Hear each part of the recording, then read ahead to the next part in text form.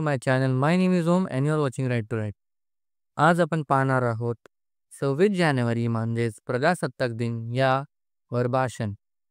चला तर मग बघूया हे एक सुंदर भाषण जे देशभक्तीने आणि उत्साहाने भरलेले असणार आहे.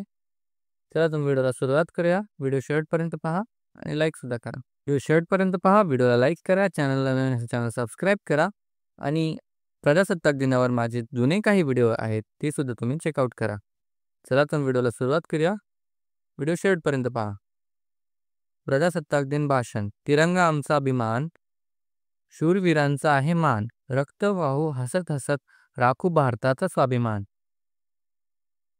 चला तर भाषण सुरू झालेले आहे. आदरणीय प्रमुख अतिथी, माननीय शिक्षक वृंद, प्रिय पालक आणि माझ्या सर्व मित्र मैत्रिणींनो, आज आपण येथे 26 जानेवारी हा प्रजासत्ताक दिन साजरा करण्यासाठी एकत्रित आलो आहोत. हा दिवस आपल्या देशाच्या इतिहासातील अत्यंत महत्त्वाचा दिवस आहे, कारण या दिवशीच 1950 साली भारतीय संविधान लागू झाले आणि भारत एक सार्वभौम समाजवादी धर्मनिरपेक्ष आणि लोकशाही प्रजासत्ताक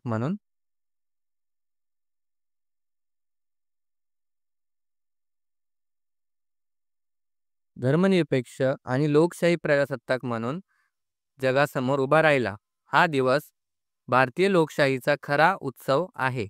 भारतीय संविधान केवळ कायद्यांचा संच नाही, तर तो लोकशाहीचा आत्मा आणि आपल्या देशाचा मार्गदर्शक प्रकाशस्तंभ आहे.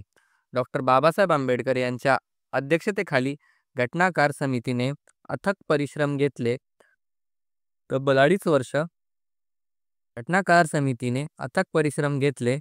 अडीच वर्षांच्या मेहनतीनंतर जगातील सर्वात मोठे आणि सर्वसमावेशक संविधान तयार केले.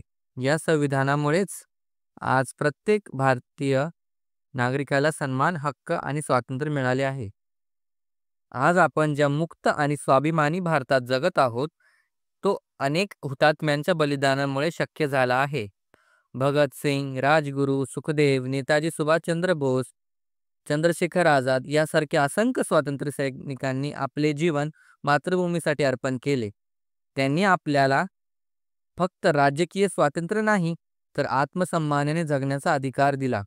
आज भारत शास्त्र, तंत्रज्ञान, संरक्षण, अंतराळ, क्रीडा, शेती, व्यापार अशा अनेक क्षेत्रांमध्ये झपाट्याने प्रगती करत आहे.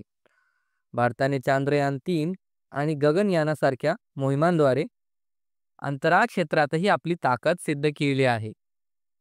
संरक्षण क्षेत्रात भारतीय सैन्य आपल्या सीमेचे रक्षण करत आहे. आर्थिकदृष्ट्याही भारत जगातील 5व्या क्रमांकाची मोठी अर्थव्यवस्था बनला आहे. या सर्व प्रगतीसोबत आपल्यासमोर काही महत्त्वाची आव्हाने आहेत.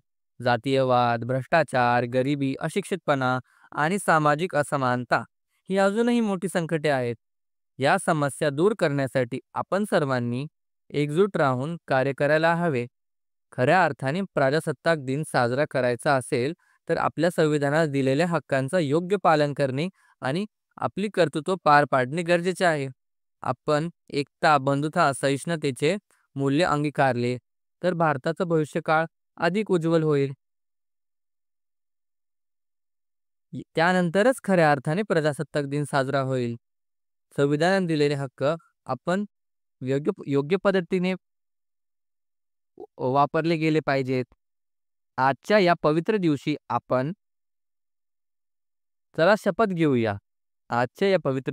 आपण सर्वजण देशाच्या विकासासाठी आणि लोकशाहीच्या सन्मानासाठी प्रामाणिकपणे योगदान देण्याची शपथ घेऊया.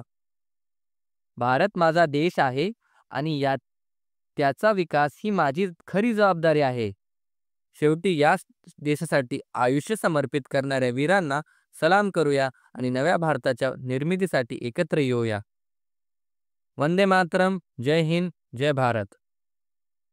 चला तर मग हे तुम्हाला भाषणाचा व्हिडिओ आवडला असेल तर व्हिडिओला लाईक करा. जर तुम्ही चॅनलवर नवीन असाल तर चॅनलला सबस्क्राईब करा आणि माझ्या चॅनलवर प्रजासत्ताक दिनासाठी 4 ओळी, भाषण, निबंध असे विविध